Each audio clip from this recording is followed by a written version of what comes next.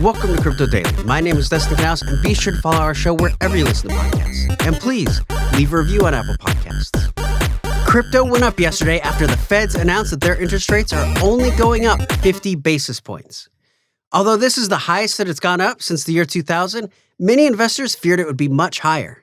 After the Federal Reserve Chairman, Jerome Powell, said that they were not seeking the feared 75 points, the market popped up about 6%, with some altcoins like Zilliqa and Waves going up over 30%.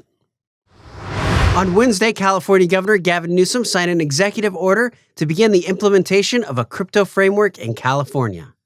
The bill builds on the order from the Biden administration to call on regulators to work together to mitigate risks and promote innovation.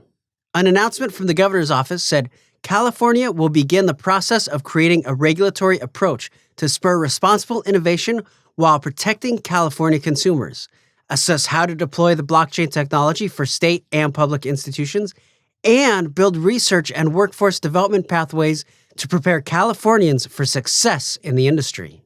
The goal is to create a transparent and consistent business environment for crypto firms in the state. It will also collect feedback from stakeholders to build that framework and for potential opportunities to include blockchain technologies into state operations and public needs. Of course, this all comes after the state of California has considered authorizing state agencies to accept cryptocurrency as a method of payment for government services in February. The Security Exchange Commission has renamed its cyber unit to the Crypto Assets and Cyber Unit. In addition to the name change, they're also expanding that division and adding 20 more investigators to monitor crypto exchanges, lending, and staking services, decentralized finance projects, stablecoins, and NFTs. SEC's Enforcement Director, Gerber S. Gruhl, said crypto markets have exploded in recent years, with retail investors bearing the brunt of abuses in the space. The bolstered Crypto Assets and Cyber Unit will be the forefront of protecting investors and ensuring fair and orderly markets in the face of those critical challenges. SEC Chair Gary Gensler was quoted saying, "By nearly doubling the size of this key unit, the SEC will be better equipped to police wrongdoing in the crypto markets, while continuing to identify disclosures and controls issues with respect to cybersecurity." Lately, the SEC has really been turning its eye toward NFTs and DeFi, and believe companies in those sectors may be in the business of selling unregistered securities. Well, now it's time to turn our focus over to the world of NFTs. As I mentioned earlier in the week about the Bored Ape virtual land sale that was a pretty big disaster, Yuga Lands has promised to refund fees for anyone who failed transactions. Well, this has turned out to be a perfect opportunity for scammers to make their move. Thanks to that open invitation, phishing scams have started to appear claiming to offer refunds for fees paid on failed transactions.